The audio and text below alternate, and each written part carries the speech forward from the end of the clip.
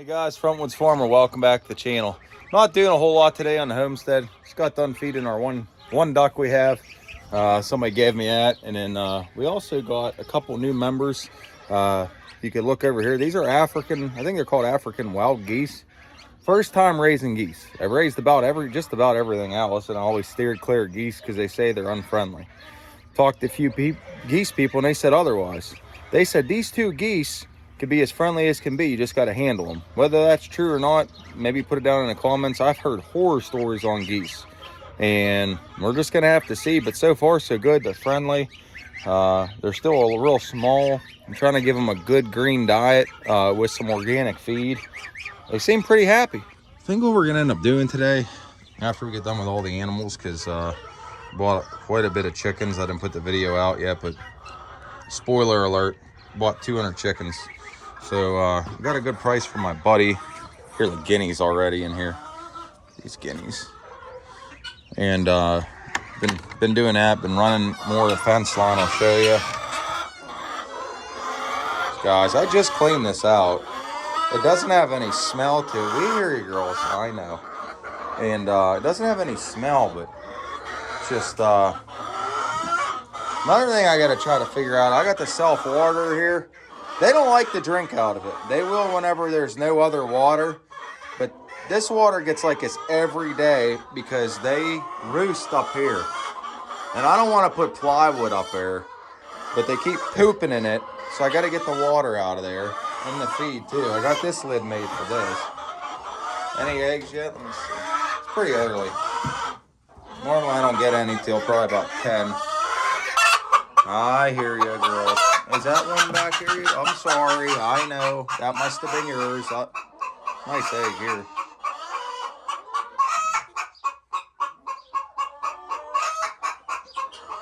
Ah, you got an egg in here. Let me see that egg. Come on. Thank you. There we go. Oh, there's the guineas. Oh, they don't want me here.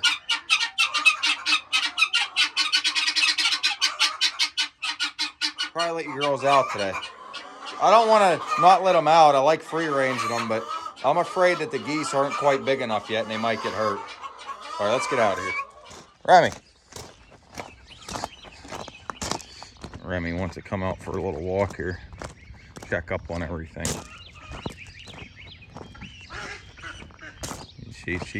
You're a big scaredy cat. Leave him alone. Leave the duck alone. The duck's gonna hurt you. Now you peed yourself, you're so scared. All right, come on. Show you guys kind of what I did yesterday. So as you guys know, come on, we've been fencing in all this. Item is fancy. Bug. Now Bug and Remy get along great, but the other night I was feeding them, and Bug really didn't want Remy near the food. So she is not nice. Okay, you don't have to do that over by the barn. Come on. Thanks for cleaning it. So we've been fencing this real big area, and I'm gonna have to take a measurement. I wanna know how much it is. I'm gonna split it into two. This is all fescue, Kentucky fescue. And I finally got everything fenced in. There's a lot of fill dirt on this property. And man, I'm gonna tell you something. It's hard digging these posts because every one I had to dig by hand. And I sunk them in all at least 3 feet. Some of them 40, 50 inches like the telephone poles. So yesterday, I obviously did a lot of weed whacking. It goes pretty far down. Stops there, and then I did some more. But I had to clean up all this brush. This was all out to here. And I sunk this pole, sunk that pole.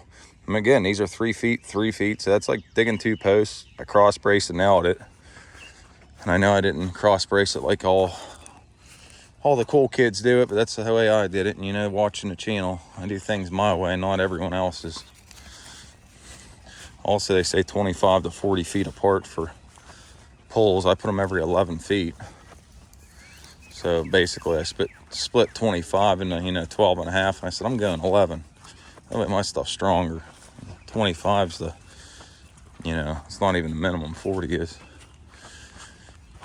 Like I said, I started cleaning this up a little more. Looks a million times better. I want to work down here now. Sunk this one yesterday, put that pool in yesterday, put this pool in yesterday, put this gate up yesterday. That's why I can't film. It's so much work sometimes. That one in there, so I had to dig this out. Basically, it's like 3 holes because this is 10 inches around. A lot of these are like 5, 6s. So you have to dig it all out with the postal auger. And if it ain't perfect, it don't just fit it in snow. If it ain't perfect, you got to take the pole back out and dig more. Come on, Rim. Come on. She has to go in the mud. Oh, here's something down there.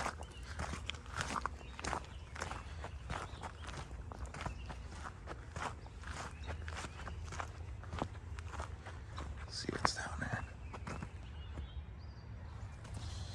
Oh, what the heck? Come on, Remy. Come on, Rem. Come on, get out of the woods. Ran a lot of these the other weekend.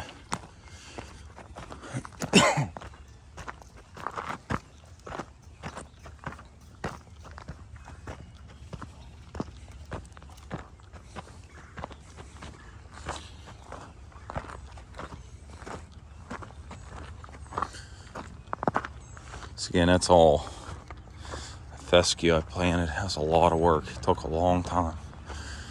Sunk these 2 also, cross braced. It's coming along. Oh, I dropped it again. It's made it closer to the garbage. So I'm gonna probably try to hang a couple of these gates today, and hopefully I want to get my mint moved before the rain. It's gonna rain here soon. So I got a lot to do. Just want to update you. Hold on, what's going on. All right, let's go move the mint. Friday after work, I cut all the grass. I trimmed a bunch. This is the first cutting in the garden this year, so it's gonna look pretty bad. Just gotta wait till it grows up a little and some of this dead grass dies and trim it again. And I like having it in the garden because it looks nice and feels good on your feet. So this is my mint bed, and it's overtaken. It's gonna overtake the gardens. Man, does that smell good. But I'm gonna take this and I did some work up there on the hillside, so I'm gonna use it as not only to keep the hillside in and look good and smell good, but you know, I want to get it out of my garden. I might even raise these boxes up a tier this year. I've had this for about 10 years, this garlic. Can't seem to get it to spread. I've tried. So if you have any tips on how to spread this garlic, this is, I'm down to my last plant. This whole thing was filled. I really like to save it. Got some leeks. Been in the garden for a few years. I'm probably gonna get them out of here.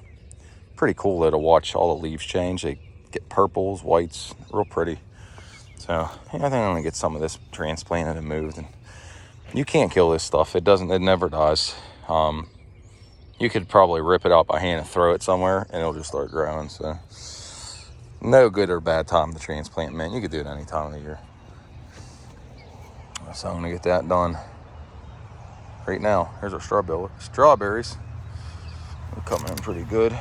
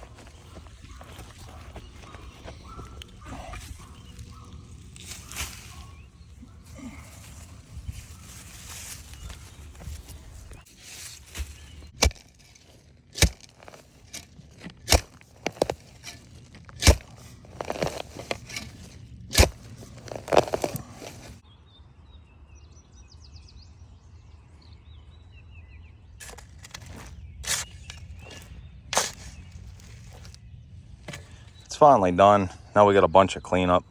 What I always do whenever I'm planting for the season, whether it's a new bed, old bed, especially this bed, we got it all the dirt years ago from the forest. You want to lightly just go back and forth with your rake and pick up any of the, see, then you can pick out the rocks real easy.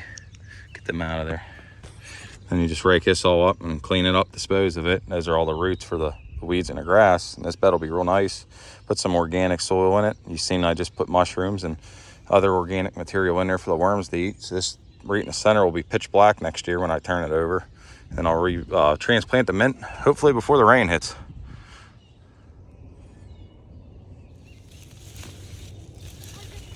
You got to get this mint carried up the hill. Yeah, so we could plant it. You don't want to rip the roots out though. Good?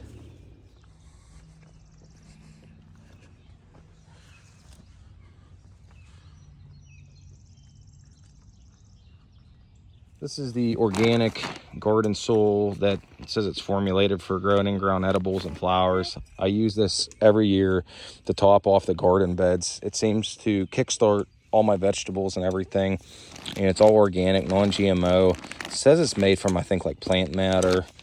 Grow gardens, not landfills. I like this a lot. It's the bigger 1.5 cubic yard ones, and the back of it. So we'll start putting this in. What it looks like all laid out with the garden soil. It's nice and black, and whenever you do put your plants in there, it makes it look really good. And then as you get weeds, you could basically just pluck them out. And another little tip I use too is just grab these old bags, and when you dispose of your weeds, you could just stuff them in the bags and then get rid of them a little bit easier.